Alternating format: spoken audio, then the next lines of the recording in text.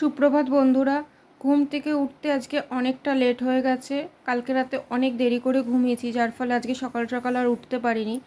ঘুম থেকে উঠে দেখো চা বসিয়েছি, এদিকে দুধ গরম বসিয়েছি, চালও ধুয়ে রেখেছি, ভাত বসাবো। তখন কিন্তু 10:30 বাজে। মেয়ে তখনও ঘুম থেকে ওঠেনি। আগে চা খেয়ে নিই, তারপরে কি রান্না করব সেগুলোকেও দেখো বের করে নিয়েছি। মাছ, চিংড়ি মাছও বের করেছি, একটা ছোটো মাছও বের করেছি। আর এদিকে মেয়ে হচ্ছে আমাকে বসে বসে জলের বোতলগুলো ভরে দিচ্ছিল। তারপর ওকে দেখো দুটো রুটি ভেজে দেবো। কালকে একটু চানা পনির করেছিলাম, সেটাই গরম করে দিলাম, আর দুটো রুটি ভেজে ওকে খেতে দিয়ে দেবো সকালে। আর আমি একটু দুধ আর খই খেয়ে নেবো। তারপরে দেখো সব সবজিগুলোকে কেটে গুছিয়ে নিয়েছি। আজকে পুঁই শাক করবো মাছের মাথা দিয়ে, আর কুমড়ো সেদ্ধ দেবো। এই কুমড়ো সেদ্ধ খেতে আমার খুব ভালো লাগে, আমি খুব ভালো খাই কুমড়ো সেদ্ধ। আর এদিকে ছোটো মাছের তরকারি করব আলু দিয়ে, আর চিংড়ি মাছ দেখি করে দেবো মেয়েকে।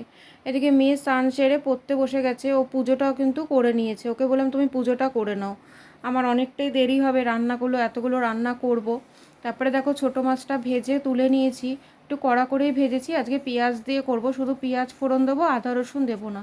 পেঁয়াজটাকে ভালো করে ভেজে নিয়ে তারপরে তোমার ওই টমেটো, কাঁচা লঙ্কা আর আলু দিয়ে করব এই মাছটা। খেতে খারাপ লাগে না, এই মাছটা খেতে খুব ভালো লাগে। তারপরে দেখো পুঁই শাকের তরকারিটা বসিয়েছি, মাছের মাথা ভালো করে ভেজে নিয়ে পুঁই শাকও করেছি, এদিকে চিংড়ি মাছের ভর্তা বানিয়েছি। আর এইদিকে দেখো খাবার দাবার নিয়ে ঘরে চলে আসলাম। রান্না করতে করতে এতটাই দেরি হয়ে গেছে যে সকালে টিফিন খাওয়ার কিন্তু আমি সময় পাইনি। ভেবেছিলাম ওই খই আর দুধ খাবো, কিন্তু একদমই সময় পাইনি। তারপর তাড়াতাড়ি করে রান্না করে দেখো খেতে বসে গেছি। তাহলে আজকের ভিডিওটা আমি এখানেই শেষ করলাম। তোমাদের যদি ভালো লাগে একটা লাইক করো। টাটা।